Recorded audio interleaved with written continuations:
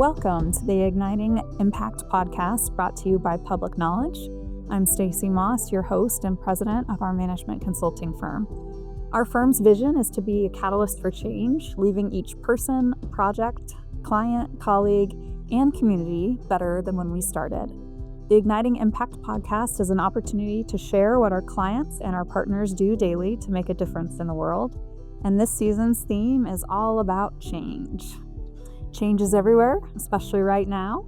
It's in our work, in our systems, in our communities, and within ourselves. This year, we are looking at ways to approach, manage, and adapt to change on our projects, within our teams, and in our organizations. Today, I welcome two guests to the podcast. We have Carla West, who's the Division Director of the Human Services for Child Support, Economic Services, Aging, and Operations at the North Carolina Department of Health and Human Services. And then we have Tracy Malone, who's a management consultant at Public Knowledge. Thank you both for being here today. We're going to start today by just getting to know you each a little bit more. And Carla, if you don't mind starting, I'm going to have you just tell us a bit about your professional background and what do you do for work today? So I started out in child support almost 30 years ago as a child support agent and worked my way up through the ranks of child support. I worked for a private law firm that handled child support for state and local governments and found myself moving up into a project management role in North Carolina, where eventually I was overseeing the programs for about 14 counties here in North Carolina with their day-to-day child support operations. In 2017, I decided to apply for a job at the state of North Carolina and was so fortunate to be selected as the child support director for the state of North Carolina, where I served in that role for about 5 years. And as it seems to happen just about in every job, they come along and say, Carla, would you mind taking on this role? And then this role. So now I have found myself as the division director for human services, as you mentioned, overseeing all of the economic programs within the Division of Social Services. So child support, the temporary assistance for needy families, the energy assistance programs, and also a variety of other things like the State Refugee Office. I do continuous quality improvement for the SNAP program.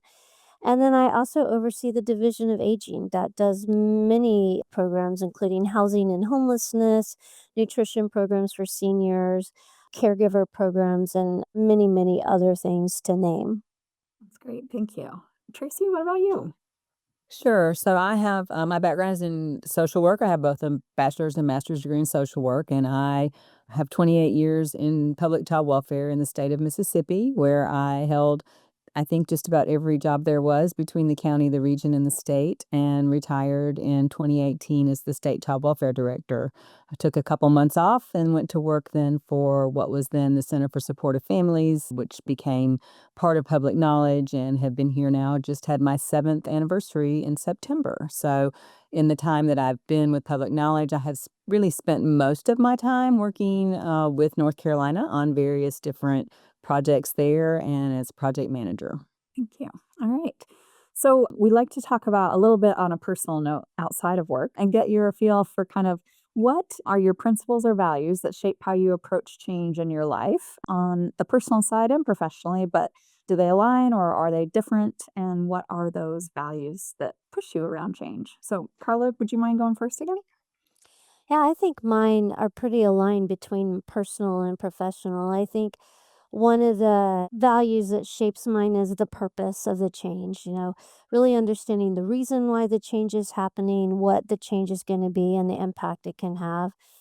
Also, I try to live my life not being afraid to fail. So, change is inevitable and so I'm willing to take chances both personally and professionally and see what happens. And if it doesn't work, well, we'll try something new, but otherwise, at least I've tried.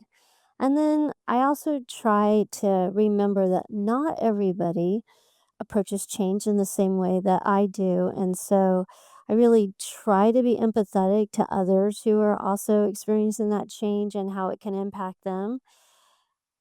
Not always successful at not being excited about the change, but Yep. uh, and when others are not excited. But I do try very hard to remember that others are maybe not feeling exactly the same way I am. So you must be an early adopter. You like change and love it and get excited by it and driven by it. I really do. Yeah. Yeah, that's good. Okay, good, good. I am too, and it's hard for me when I have to often remind myself of the same thing. Tracy, what about you? What principles or values shape how you approach change? So before I talk about me, I have to say that, Carla, I wrote this down that you said a couple of weeks ago in a meeting, and what you were just talking about reminded me of it. I wanted to make sure I brought it up today. Carla used the terminology of figuring it out, figure it outing. Like that, that was a verb, figure it outing, like she's going to figure it out. And I think that, that kind of encompasses the way I feel about change. And, change really is constant and never ending. And you're always looking towards the future. That's kind of the way I think about change and what the next step will be. And that doesn't mean that you're not comfortable where you are or that stability is a bad thing. Certainly that's not the case. But I also kind of tend to have the belief that things that just always stay the same don't grow. And so, how do you constantly look towards growth opportunities to improve circumstances, improve things? If I think about the cycle of that continuous quality improvement, Carla, and the work that we do there, how do we always try to get better? How do we always try to have the best outcome we can have, be it personally or professionally? So I'm not afraid of change. I don't necessarily run towards change, but I also don't run from change. I love what you shared, Tracy, because I think that's so true. If you look at change as an opportunity, right? An opportunity for growth, an opportunity to Mhm. try something new, an opportunity to like do it better or to continually improve. It's such a different way of looking at it, even if you aren't as comfortable with it. So it's great. And I love figure outable. I'm gonna steal that. I will say, Tracy, I think you're absolutely right, though, that sometimes stability is just fine as well. It doesn't always have to be constant change. And, I am not a fan of change just for change's sake, right? Right. There really has to be a reason for change. And an ability to stand still in the moment is a really important thing to be able to do. So I really appreciated what you said. Thank you. So important too, as we like, I feel like the whole world in the last 6 years has gotten to like change fatigue, right? Because there's all Mhm. these things in the world that are happening and we have no control over. So I think people are just in general, just a lot of change. So I think it's even more important now to be really thoughtful about the changes that we have to make versus the ones that we can not make. And standing in that moment, Carla, like you said, is so important, even more now than ever. So true. All right. Well, today's topic is leadership and team development and looking at the PK Impact Leadership Program and any of the kind of leadership and team development work that you've done, Carla, over the years, and anything that we've done, Tracy, in support of North Carolina or other clients. And so I thought we'd just start with just a quick overview of kind of what our work looks like with North Carolina DHHS and how we support that agency. And I don't know which of you wants to take that on first. I'll leave it up to you to decide who wants to start. I can. Of course, we do a lot of different types of work in North Carolina. I would say the work that touches Carla the most has been related to some of that continuous quality improvement work that we have been doing across several of the programs within the Division of Social Services, and she touches several of those. And then also, most recently, we were able to do some leadership workshops with one of her more newly formed teams in the Division of Aging. And so that was really a neat opportunity to kind of, I think, at a foundational level, spend some time with some of her leaders to think about how they worked together and what their goals and vision as a team really looked like. So that kind of has been the more recent work we've been doing with Carla and some of her folks. So, Carla, if you look back about like the leadership work that we did, could you share a little about how it came about and what challenges you were trying to address at the beginning? Yeah, yes. So one of the initial challenges we were facing was that our leadership team in our aging program was relatively new, both as a team working together and in their individual leadership roles. So, every one of them was working on typical adjustments that you have to make when you step into a new position. But they were also really dealing with a lot of external controls. I mean, change could not be more appropriate in what we're talking about today because there was a lot of changes going on, a lot of leadership changes, a lot of changes going on, obviously, in the national level. And so they were really having to deal with all those things. So, all of those pressures were really influencing how they were kind of working together and interacting with each other. So they were really struggling with the lack of trust. They did not have a clear understanding of what each other's roles were, let alone what their own responsibilities and roles were. And so that was really creating some tension at that leadership level and starting to kind of cascade down to affect all of their teams as well. Mm. Trust is such an important piece of teams, right? And especially, I think people talk about trust outside of work all the time, but at work, right, is such an important piece of the puzzle. Yeah. So I love that you touched on that. Tracy, from your perspective, kind of on the project team, what stood out to you about the goals that the agency or Carla or the team had when we started this work? So really, one of the things we heard loud and clear from Carla that she wanted to address was kind of the team culture, right? And really trying to think about the mission, the purpose, the values, the success factors, all of those things for what is it that we hope to achieve as a team and how do we see ourselves? How do we identify? How do we interact and where do we intersect? And, what Carla said around the roles and whose responsibilities, does this lie with and who has authority to make decisions about these things. And, as we started having some of these conversations and talking about how do we build a high trust team and what does that look like and what behaviors does that really include, it was evident really with the group, I think, that there was a lot of lack of trust and a lack of really knowing one another and on a more personal level to build some of the foundation of, well, why should I trust you? Why should I believe you're going to, tell me the truth or that you're going to do what you tell me you're going to do or that you know how to do what I need you to do. All of those things that really, this being a fairly new team, some of them fairly new to a leadership role, I think are pretty natural, things for them to be experiencing. But it was important for us to give them some time, some space, some ability to interact and communicate away from the work in a kind of a, environment that they could focus on each other and what it is that their core values, were and how they wanted to be. What do we want to be? And I think that, over the period of 3 months that we spent, some in-person time with them and then some individual time with each one of them as well, we could see some movement, right, from time to time that we were together and even design some of the work that we were gonna do while we were together based on some of those interactions, and I think that really was some of the beauty of what we were able to do because you could really tailor to what was needed with that group. Yeah, you hit on a couple of things that I think are so important. One is, everything that you guys are describing is so typical, right? So I know we're talking about, one team, but you could just expand that to probably every team I've worked with and new teams and old teams, right? Even teams that have been working together forever have some of very similar challenges. They might be a little different, but similar. The other thing that you mentioned was, the clarity around responsibility, authority, right? Decisions, input. And I think so much of our interpersonal problems at work are actually probably at home too. I've never thought about that, but probably both.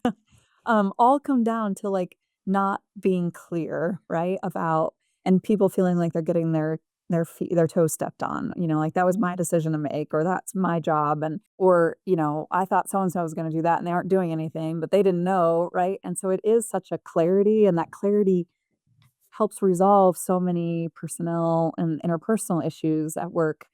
But it takes time, right? So Tracy, you mentioned like getting out, slowing down, right? And then, yes, getting back to the work, but you have to slow down for a while in order to build that trust and to do that. And then you can go really fast, right? Because once a team is a well oiled machine and you've got high levels of trust and you've got healthy conflict happening and it's clear who's responsible for what, all that work goes so much faster and easier, and decisions get made with better high quality, right? So I love it. I always love asking, because I know, you both, participated in this process with the team in various ways, is whether or not you feel like you personally grew or changed as a leader just by participating in the process. Either of you feel like you did? Well, I can start and say, I think when we first started talking about this, I was like, they really need this training, But what I really realized throughout this is, life is busy. Life is, I mean, and my schedule it's really packed.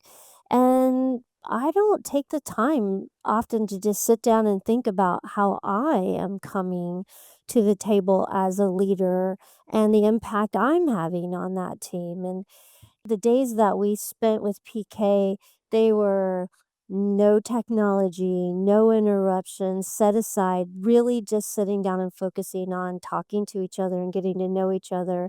And it made me reflect, and we all took tests, and it's our strengths and what's our weaknesses, and all those, and just helped me. It reminded me that no matter how many years of experience you have as a leader, it doesn't mean that you've got all the answers and you don't need to continue to, sharpen your tools and build your skill set too. So I, what I sat down and thought about is, while I had interacted with all of them, I hadn't really taken the time to genuinely connect, Mhm. with them and let them get to know me in a way that made a difference in how they trusted me too.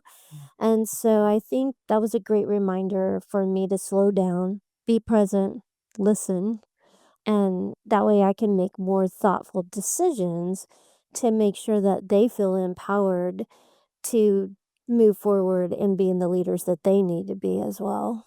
Well, and I would say, I may no longer be a leader at a state agency, but I lead a team every day Okay. that works with folks there in North Carolina, that the things that we talk about can absolutely be applied in that work as well. And as, we're talking about these different things related to the work, I thought there were multiple times that I, said to Julie Breedlove, "Hey, hold on to that. We need to talk about that with our internal team. We need to, make sure that these skills, these resources, these conversations, that we're having these with our PK team as well. And we want them to model these behaviors, these things when they are working with the different people they're working with, and not only in North Carolina, but with other clients across the firm as well." So I think that, to me, anytime that we no longer are learning from the work that we're doing, that we're missing out, because there's always opportunity to learn new things and apply the skills, and just even the lessons that we learn from the people that we're working with. Yeah. No, I think you're exactly right. I learn so much every time doing this work with clients and doing, my own team here at PK. There's so much to be learned, right? Because it's not leadership's not a science, right? Right. It's an art. Regardless of, people that talk about it as a science or a formula, there is no formula, and every person is so unique. And so leading one person on my team is so very different than leading someone else on my team. And as the team makeup changes, right? How I lead has to change. There's no like end moment, right? For me, like where I'm like, okay, I've arrived. I know all there is to know. I feel like it is just this constant change. Plus, our workforce changes, right? For all of us, like the people that we're working with day to day is changing over time too. So, thank you for sharing that. Let's see, Carla, during the project, was there a moment when you felt like your team really had a significant challenge or change in front of them that they overcame, and kind of what strategies you guys used to succeed or get over that hump? Well, I saw small moments and then I saw one big moment. So one of the most powerful things I saw was individuals who walking into our leadership were barely talking to each other. And then seeing after we'd been doing these leadership things, sitting there watching them talk to each other about an issue they were having and working collaboratively together and then talking in a more personal way too. I was like, that was a really great impact. If that was all that came out of it, That's a win. it's a win, right? Um, but you know what I thought was just really effective through all of it was it helped, they didn't just tell us what to do. Tracy and Julie. They didn't say, this is what you do to solve your problems. Instead, they like led us to create our own roadmap. They asked a lot of questions, they got a lot of input. They helped the team identify like where they wanted to improve, what they wanted to achieve, where they wanted to go, how they wanted to interact in the future, what challenges they faced as a team that they could do, and what strategies they could use to overcome them.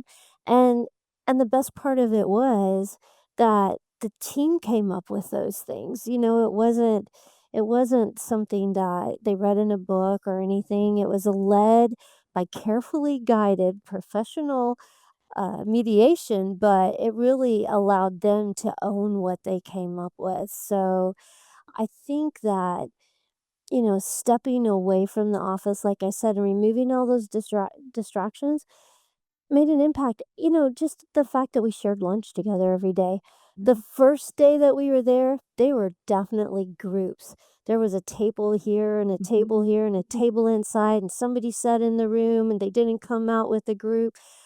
By the end of our session, they were all at the tables together, and while the tables weren't big enough for them to all sit together, they were talking across the tables too, and it was a real change in posture and how they were speaking to each other, I felt. And so I thought that was a challenge we had coming in that while, probably still we have a lot of work to do, it really made a change. And Tracy, I don't know if you saw the same thing, but I am pretty Absolutely. proud of that. Yeah, absolutely. As Carla said, the posture in the room from the very beginning to the very end was just a gradual change all along the way, and people becoming more comfortable with each other, with, talking about themselves, not just the work even, right? And so there was more personal interaction, and it was a palpable change, I would say. I mean, it was very evident from the beginning to the end. People that didn't want to be there, and it was obvious they didn't want to be there, to hey, we're so glad to be here, and everyone's going to participate, everyone's going to speak up. And so that was really, I think, one of the most valuable things, for me personally, was to feel like, okay, we've contributed to being able to improve their relationships with one another here. I love when the change is palpable like that, where you can see it and feel it, and like the energy changes or shifts in the room. It's such a good feeling.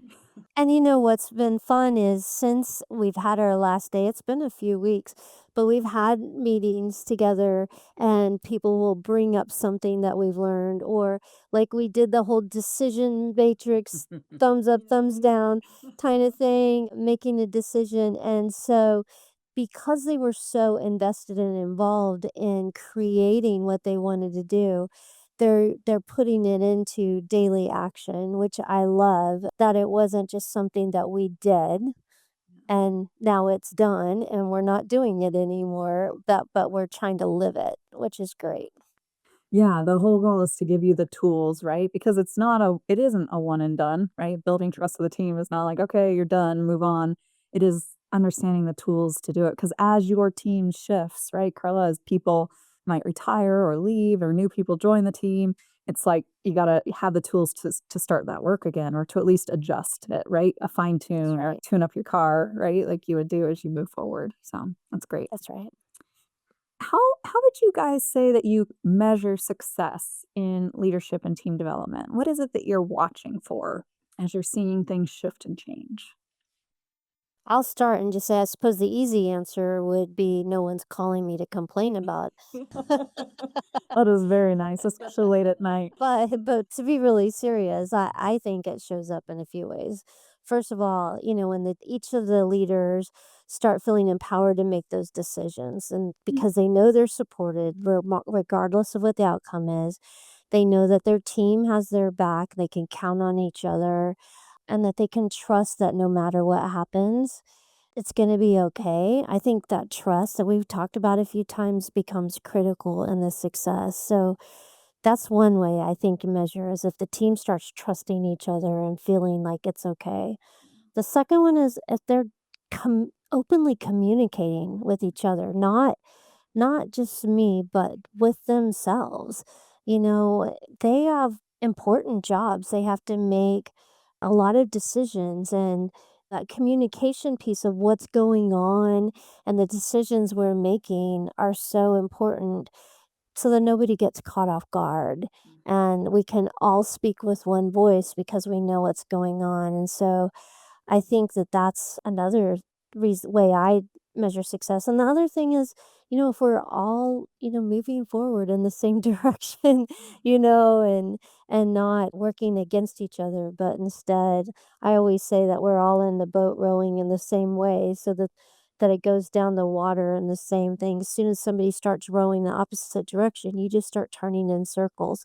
So I think that's how I measure it is if the boat's going down the river in the right way, we're doing pretty good. Tracy? Yeah, no, I think Carla said it beautifully. And I think that, the willingness, ability, and execution of the communication that is going across the team and through the team, I think, visibly and evidently then results in some of those kinds of outcomes that you're looking for. And that really can't be underscored, I think, enough to that they're able, willing to have hard conversations. We talked a lot about hard conversations, and we had some hard conversations about giving one another feedback, and that can be really difficult, but that you also need to be giving each other positive feedback and affirmation.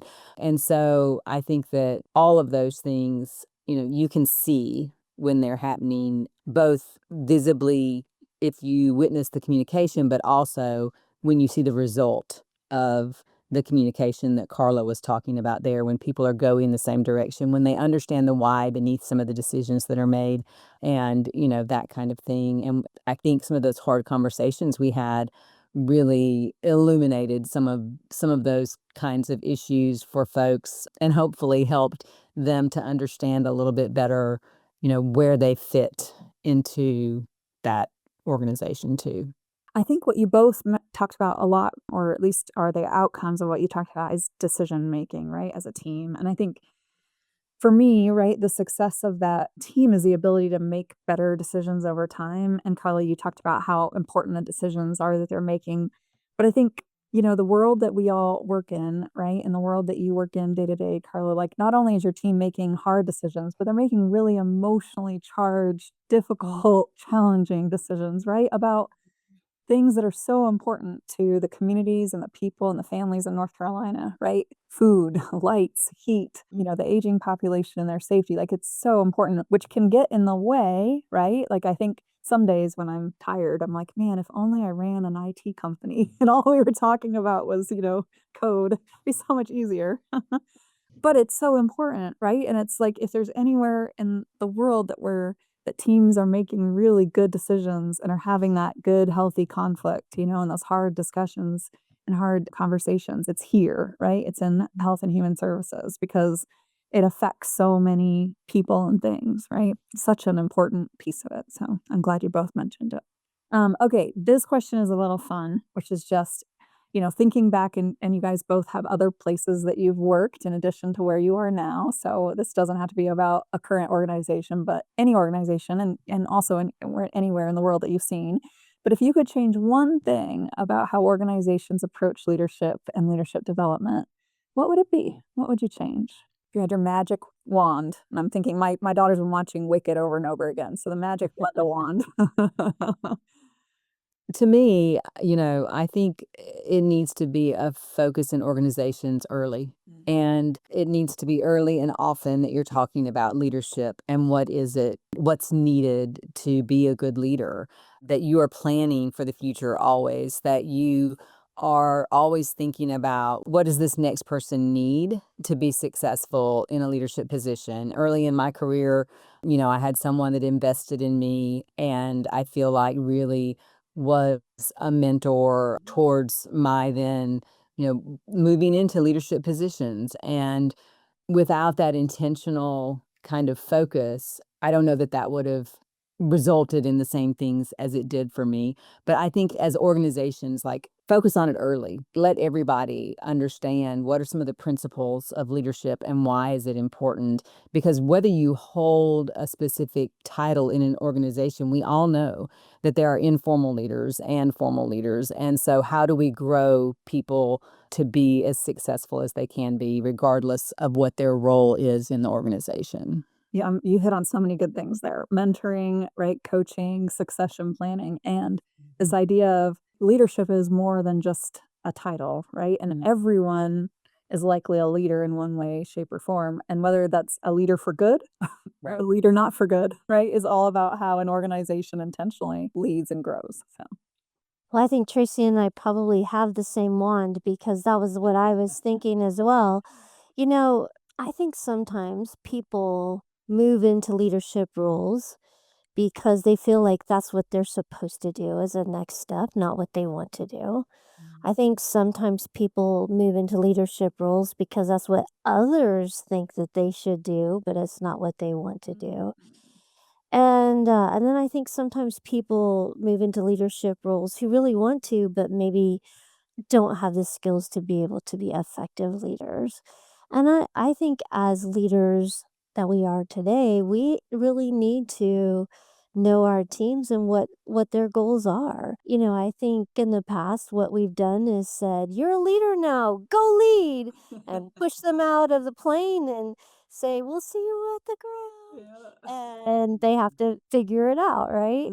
But we spend the time really investing in getting to know our teams up ahead, seeing what their goals are, and giving them the skills to be successful before they ever even get to that stage, then they'll know whether or not that's for them or not. But when they do get to that place, they already have a foundation that when they get pushed out of the plane, they have their parachute ready to go and they already know how to pull the cord because everybody's busy, like we said earlier, and sometimes we don't have the time to spend to do that leadership training and mentoring that's so important. So my magic wand would be that people who are in leadership roles today spend the time to really know the people that they work with that aren't in leadership roles today and start building that skill now so that when they do step into those roles,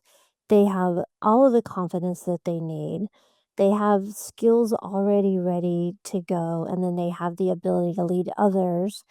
And then what they need from you is that mentoring and support, and less likely that basic level knowledge. yeah. I could not agree more. I'm actually reading this book right now that is talking about the importance of succession planning and gave an example of the CEO who announced like 10 or 15 years before his retirement date what his retirement date was going to be to the whole company and then like started his succession planning at that point. And I was like, wow, I've never heard of it. I've never seen that. Like, that's a long period of time. But they were talking about why, right? And it's exactly what you're hitting on, Carla, is the ability to get everyone around them ready, right? The stability of the company or the organization through that change and how important that keeping that culture and, the things that were important about the organization going that he was able to do because he had that long runway, plus growing each of the leaders that worked with him so that they were ready day one rather than walking into a new job they didn't know right as he's leaving that job, right? Such a powerful lesson in like what succession planning could look like if it were a lot longer. I think the other thing that you talked about that is really interesting to me is someone who's joined our firm in the last, I think, 2 years, I'm trying to remember, last year or two, who when she came in was very clear. She's like, I want to do this job. I want to do this job until I retire, but I don't ever want to be a manager or a leader. I was like, what? Why? Like, it's not that terrible of a job. And she's like, I just know myself. And she's like, and I know that every job I've been in before, that was how you move. Like that was like the next step. And I've been pushed into it in every job. And I haven't wanted it in any organization I've ever worked for. She's like, I want a path here that is, a job that I like and a path to move forward and a path to, earn more and a path to grow more that does not involve managing and leading other people. She's like, and I want to be super clear about that on day one. And I'm like, okay. And it took me a minute to like get it, but I'm like, that's a really good self-awareness, right? Of like, I can contribute, but it's not in this way. I wonder, how often like we actually are having those conversations with people in the world, right? About like what are your goals and where are they and where are your skills? And she's a wonderful human. She just that's not it's just not where she wants to spend her time or her skills, and she's had bad experiences with it. And she never wants to go back to it, right? Or do we give people a chance that want to try it? They get in it and they go, "Wow, this isn't for me." She felt like in those organizations, she couldn't say like, "I actually don't want to do that job. I want to go back to doing this job." She said, "I didn't feel like I could do that." Well, how do we as leaders and organizations allow people to do that if they think they do, right? And then they realize, "No, that's not the job for me." So very interesting. Okay, well, before we conclude, I just have two questions left, which are about kind of giving your advice to our listeners who might be leaders and who are leading through change, right, along our theme for the year. And so the first question, and Tracy, I'll start with you if that's okay. And then the same question goes for you, Carla, which is what advice do you have for leaders who are navigating the complexities of change in today's world? How would you give them advice on how to lead change? So, one of the things that is really important to me in leadership is that you be authentic. Like people know if you're real. And so be real, be authentic, be vulnerable with people. They, can react and respond to that and be honest whenever it's possible. And working in state government, I know that this doesn't always work out the way that you wanted to. You can't always be as transparent as you might want to be, depending on, and that's true in the corporate world as well, but as much as you can, I think that people react to that, they respond to that, as much as you can explain the whys behind the change so that people understand that this is not just me trying to make life harder for you because that's how it looks sometimes to people out there. You know, take the time, and that can be challenging because your time is limited, but try to take the time to really allow people to understand reasons behind the change as much as possible and to process that with them. We ourselves as leaders have to be adaptable, and we have to have a positive attitude about what it is that's happening, even when sometimes it's hard to be positive about it. So Yeah, those changes you don't choose, how do you still get behind it and talk about the why and, you know, get everyone excited about it, even though, they don't know it wasn't one that you chose, right? Carla, what about you?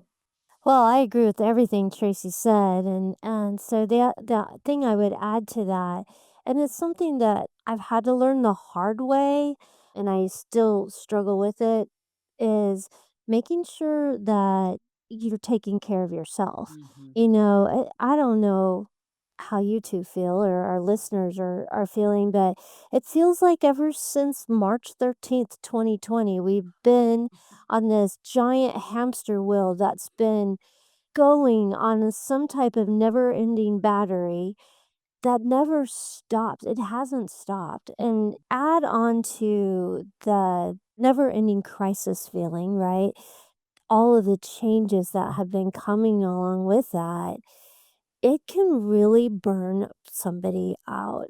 And when you are not your best self, you can't bring your best self to other people. And what I've learned is the team that you lead, they're looking at you, trying to decide how they should be reacting to change or crisis or whatever's going on. They're looking at you to say, "Can I take a day off? You never take a day off. I probably shouldn't do that either." Or is this really the sky is falling down? Because you look like the sky's falling down. So maybe I should be feeling that way too.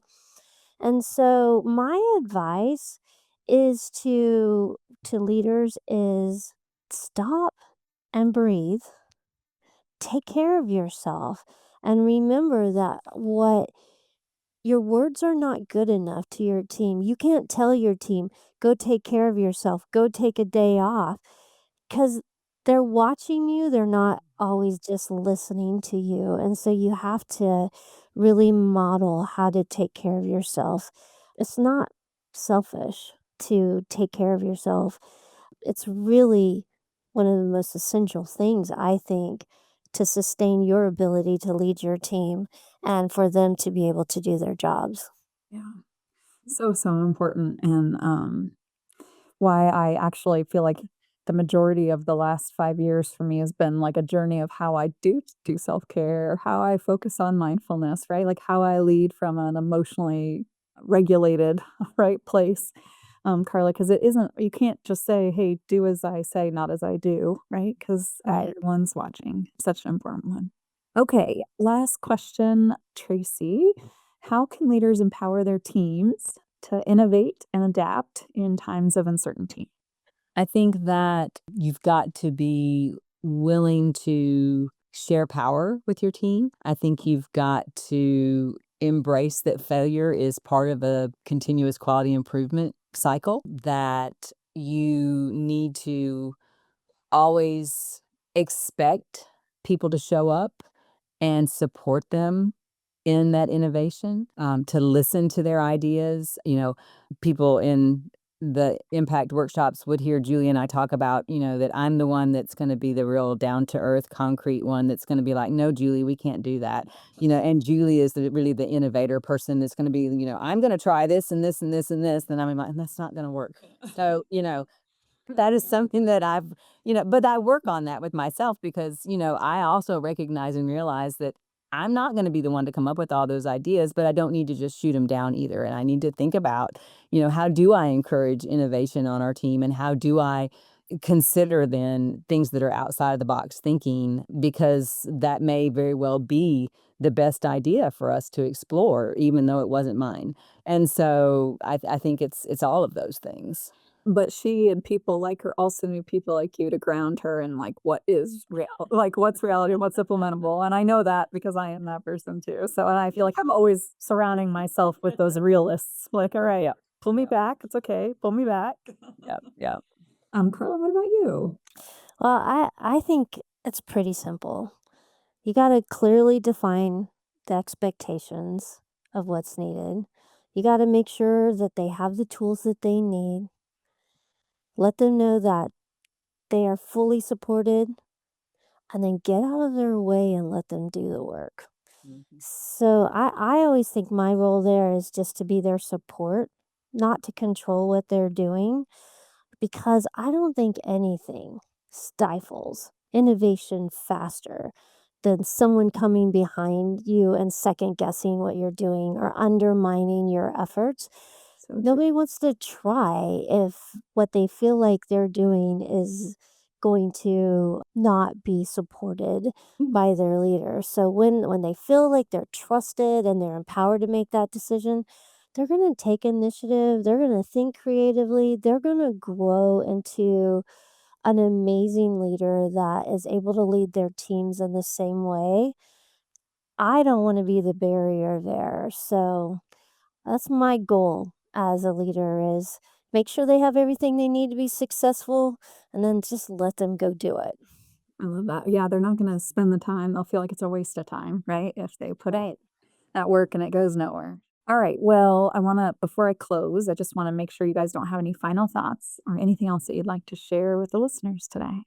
I just want to say thank you for developing and designing that impact leadership training. What I loved the most about it was you customized it to what our needs were. I came to you and I said, I'm having this problem. And you said, okay, we can fix that. And it really did address, I feel like, in a short period of time, a lot of the things that I was seeing with the team. And it did make a difference. And so I want to say thank you for creating that for us, for listening, and for really designing something that was impactful, and I think built a foundation that we can continue to build on as a team together with the tools that we gained from the training. So thank you. Yeah, well, I can tell you that there's no way we could do it without the partnership that we have with you and other clients. So that's such a big piece of it is the ability you letting us in, right, is the only way to like build that collaboration together and trusting us, right, as much as we're hoping to build trust with your team. So I love hearing that, but it's also a big part of you and your leadership that likely allowed our team to be able to do that. So Absolutely. all right. Well, thank you both for your time today. I really appreciate it. And thanks for giving our listeners a little glimpse into your world, Carla, and your day to day. It's been a privilege to be here together with you both, to connect, to learn, to grow, to breathe, and to share. Until next time.